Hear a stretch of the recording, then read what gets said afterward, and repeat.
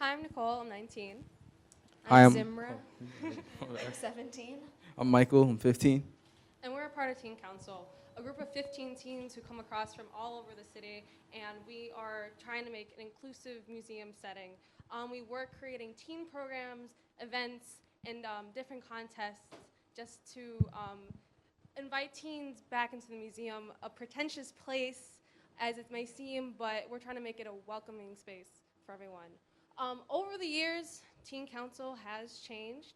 We've had several programs, including Reimagine 24, which was a art contest and also then became an art night where teens would have to apply and they would participate in these programs that we would curate. But that was a good step for teen programs, but we also agreed that teen programs need to be more accessible, and we need to invite teens rather than make them apply to just a one-night event. So that came to the idea of Teen Hangs. So, I've been on teen council for now. I'll be in my third year this coming year. But we began with teen hangs in our 2017-2018 year with our Thursday night hangs. The year after that, this became our main focus, which was this past year. And basically the goal was to be able to create a relaxed environment for teens, made by teens. So our project prior to Teen Hangs was the Teen Audio Guide. As you can see here, Michael was working on that with one of our past Teen Council members. And again, it was another thing that was made by teens that was geared towards teens as well, which is not often seen in museum spaces and institutions. And we really wanted to focus on using the platform. Being in the Art Institute of Chicago, it's such a major institution, and it's such a big platform for teenagers that we don't often get to interact with.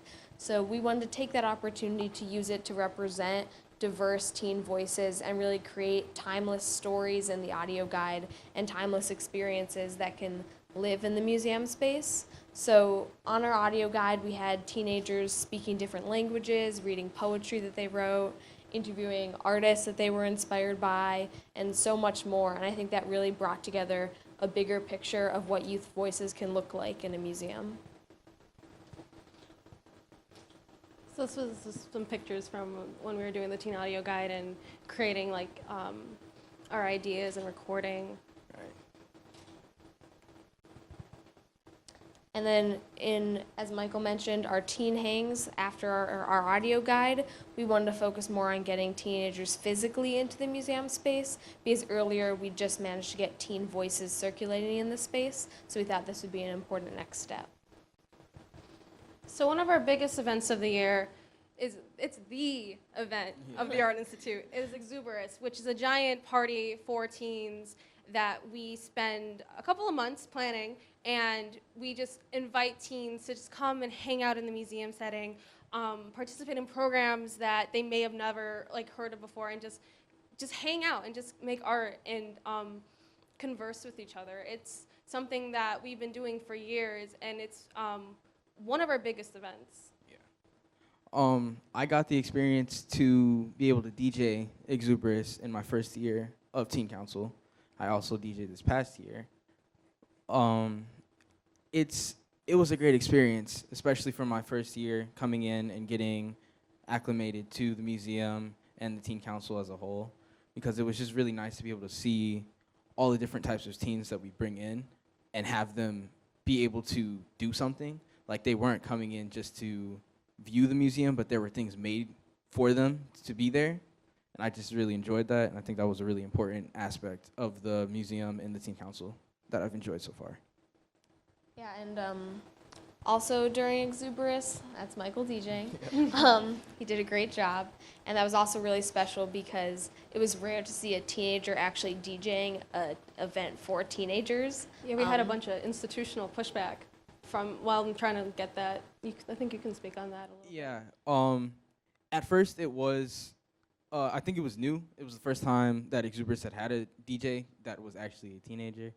So at first, there was a little bit of hesitation. But once we got there and did it, it was great. Everybody enjoyed it, and so it ended up working out for the best.